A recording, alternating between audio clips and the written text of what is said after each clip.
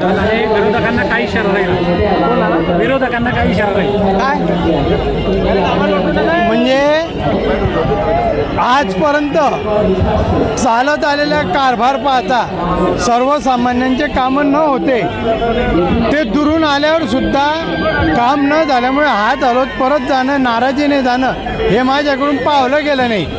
आणि मंत्रीपद आल्यानंतर जनतेची अपेक्षा वाढली होती की आपले कामं व्हावेत, पण ते कामं होत नव्हते. म्हणूनच मी हा निर्णय घेतला की जेणेकरून हे ताळ्यावर येतील, लोकांचीही कामं होतील आणि आपण यांना लढत देऊन लोकांच्या कामं मार्गी कसे लागतील याच्यासाठी प्रयत्न करू, म्हणून मी हा निर्णय घेतलेला आहे. त्यांना पाळायची संकटमोचन नेमकं संकटात येणार का? 10 जनसमुदायाचा म्हणजे आजची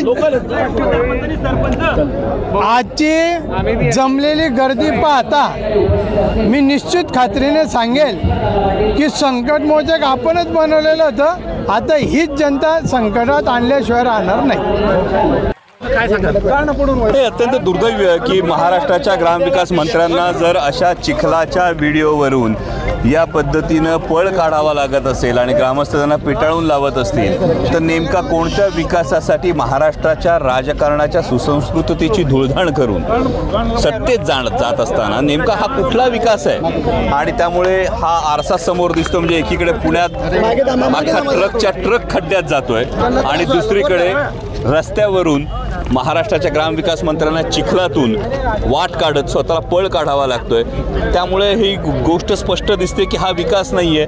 ना खाऊंगा ना खाने दूंगा ही केवळ एक धादांत एक भ्रामक संकल्पना आहे की काय, अशी शंका मनात येते.